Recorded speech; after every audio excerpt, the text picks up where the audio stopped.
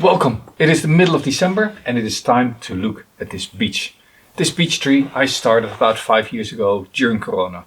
At that time I just found a stump down the road, somebody was pulling out a hedgerow and I cut everything off. Basically this whole canopy grew from just 2 little branches that were sitting here on top and a little bud popped and it created a branch here. Everything else, it grew since then. Now, this is also part of a nice little competition that I'm part of, and if you want to see it, I will provide a link down below in the description, but it is on the Bonsai Nut Bonsai Fora. Deadline is this December, so I've got 2 more weeks to finalize this for submission. This is not gonna win. I know this is not gonna win, and I don't really care. The reason why this is not gonna win is, well, first of all, it is not gonna be in a local pot. This is import, probably made in China, plastic. Next to this, there's a big sacrifice still sitting here on top, so the design is not really done. And that is all because this is where originally the hedgerow was cut down to. I smoothened it out, but I'm still working on getting this to callus over. Now, removing a big sacrifice is counterproductive to having this smoothened over. In this video, what I'm going to do is I'm going to first of all remove all the leaves that are on this beech. I'm going to prune it back, I'm going to wire it out, and I'm going to show you the tree in a full 360-degree view. Also, I'll explain why there's all these wires sitting here and why that might be better than a coiled wire. And all in all, this is just a gentle winter pruning, winter maintenance, winter styling of a beech bonsai. I'm not a big fan of turntables, as you might know, but in this case, it is quite useful. So I can give you a nice 360 view of the tree as it is right now, before any further styling or pruning. And you see the lower trunk is really interesting, but it does need quite a few more years. What you also can see is that these branches are starting to interact, so I'm going to wire everything out in an individual plane. So this is going to take quite a bit of wire today. But first things first, let me take this off the turntable again so I can work properly and it stays stably in one spot. And then, yeah, time to defoliate. All these leaves are gone, but why does a beech actually have leaves in winter? Quite easily said, it is a form of winter protection. The more leaves are on the tree, the less the wind can blow through, and therefore branches don't desiccate and they don't freeze up all that quickly. Now, because these are bonsai, they're much smaller, there's not so much risk of constant wind pouring through, because if it gets really cold, I'll protect them.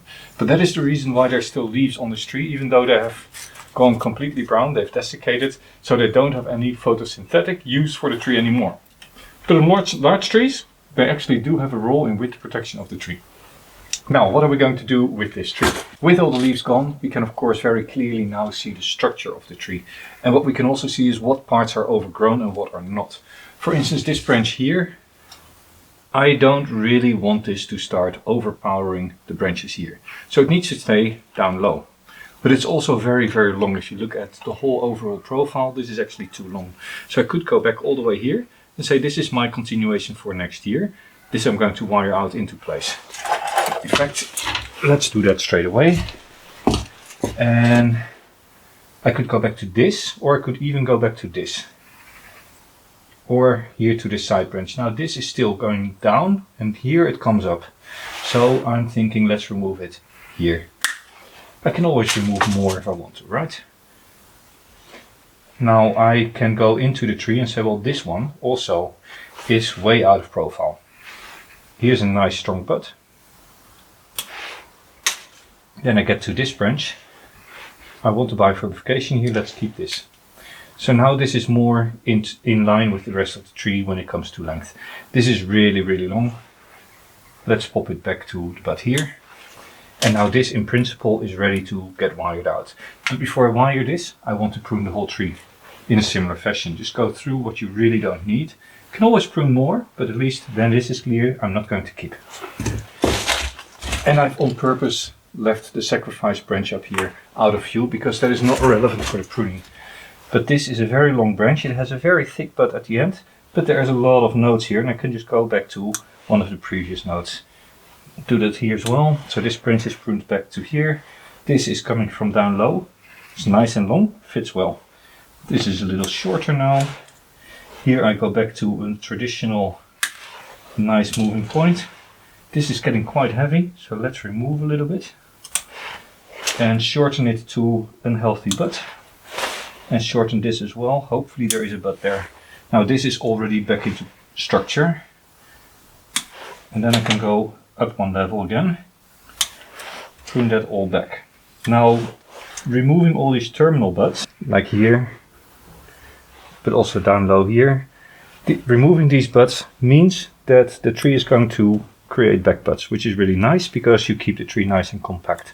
However, it also means that it's going to respond with very big leaves here. So it is not a big issue, but it is something to be aware of if you do this type of pruning. But this is development stage and I don't worry too much about it yet. You may have seen my earlier video on this tree where I removed all the terminal buds and I cut the leaves in half over the growing season so they didn't create such a strong growth in the tree. But at some point you just need to remove heavy things from your tree.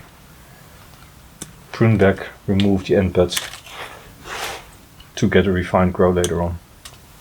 And throughout the tree you will encounter little stumps that were left during the pruning over summer. And this is of course also an ideal time to remove those. Sometimes the branch that remains is really long and you say, well, I just go back to a bud that sits near. But all these old pruning stumps, they have now dried in. You can just remove them throughout the tree. This way the tree gets a much cleaner image, but also you prevent or you reduce the infection rate by fungi. There's a lot of fungi that like dead wood, so a little dead stump can already in winter be infected, and some of these can go into the living tissue. So I like to remove all these little dead stumps whenever I see them. In another video of mine somebody mentioned that I use these tension wires or guy wires, and basically I use these to pull branches down in one direction. So you can't change the shape, but you can tilt the angle. And normally I drill a little hole in the pot, but in this case I have connected these to the roots of this tree because I intend to repot. Now I wanted to repot this spring, but my spring was a little bit different than normal, so I didn't. And maybe this year I will repot. So when I'm going to use tension wires, I always now on this tree use a spot that is connected to the tree rather than to the pot. But the shaping that now needs to be done cannot be done with tension wires. I really want to take these branches and position them in a nice elegant angle in equal planes, so you really get this nice shape, hands of little twigs hanging in layer by layer by layer by layer. So I'm going to have to use some wire. I've got 2 millimeters, I've got 1 millimeter, and I've got 1.5 millimeters of aluminium wire. And I'm just going to wire out pretty much every single branch. I'm not going to ask you to watch this because this is going to be boring. And when it comes to wiring, I try to stick to a few general rules. Well, one of them is I always try to use one piece of wire to wire 2 consecutive branches or branches near to each other. That way I never have loose ends in my tree. So I go from one branch to the next. Next to that, I always wire only the branches that need wiring. Sounds obvious, but it isn't for everybody. Thirdly, what is my third general rule? Use as thin wire as you need. The thinner it is, the less ugly it looks in your tree. Thirdly, you don't always need to wire everything. You can also decide that sometimes it's better to just clip a branch back, create a taper, movement, and all that sort of good stuff. And of course, you always have to remember, don't cross wires. So when you put the wire on, always work parallel to existing wires. At some point you'll eventually get to the branch where you want to be. Now for this one, the one might actually be too thin, but we'll see. And then this one here in the back, same deal, right? Just wire it out. And once you reach the end, make sure that the bud is on an outward curve and position the whole branch with a little bit of movement in the same plane. Now this is all in one plane. I could actually bring it down a little bit, as beech has a tendency to come back up. So always exaggerate the movement down. Right, now this first branch has been wired. There's a little bit of wire here on it. Time for these lower branches here. And basically just the same as before. This branch is actually quite long and coming up. I need to see whether I can still use wire for it, and the rest I use 1.5 mils to put everything in place. So this is actually quite heavy. Do I want to move this? Maybe as well. But let me just...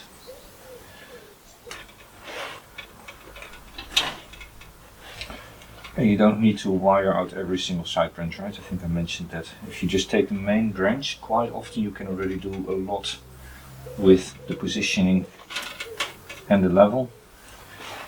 And then you only need to wire a few of these side branches. But if you have the primary set, then quite often it works. And the small ones, you just wire in 1 or 2 years.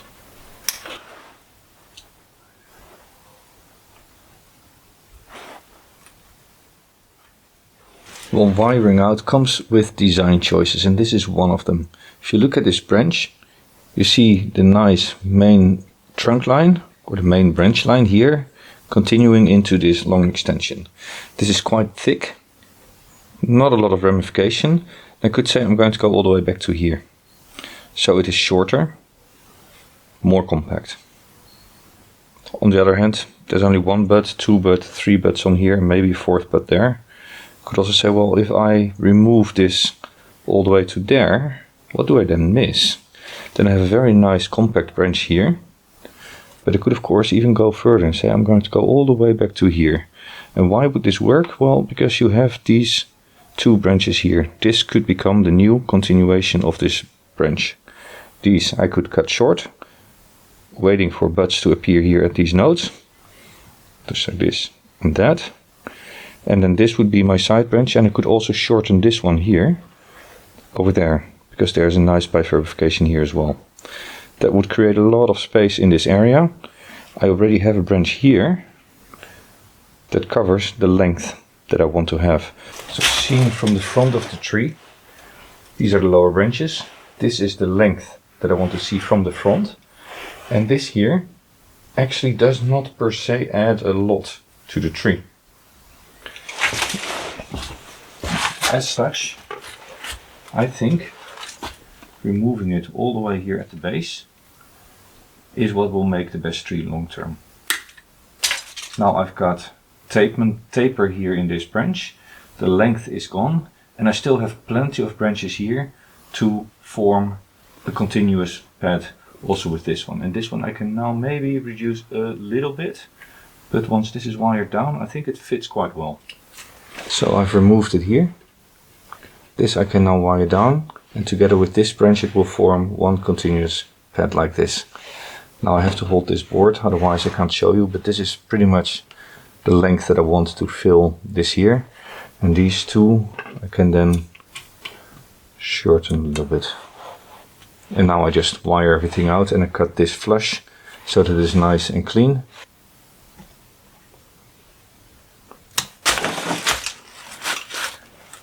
And now of course it's just a matter of wiring these branches gently between all the other branches, not moving too much around this.